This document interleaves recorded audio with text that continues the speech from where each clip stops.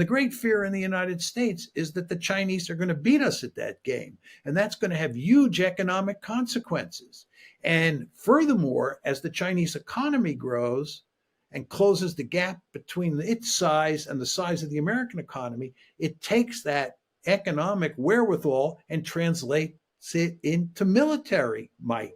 So the Chinese military is growing more and more powerful with the passage of time.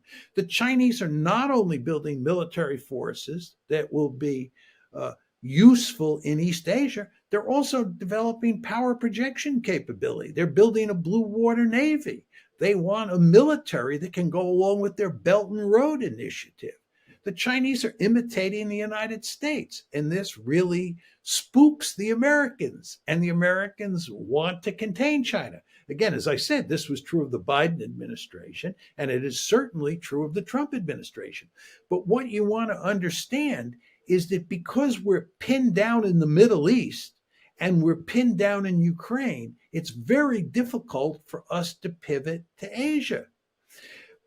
The best example of this, and it's a very important example, is our war against the Houthis, right? The United States has huge numbers of naval assets deployed in and around the Red Sea for purposes of fighting against the Houthis.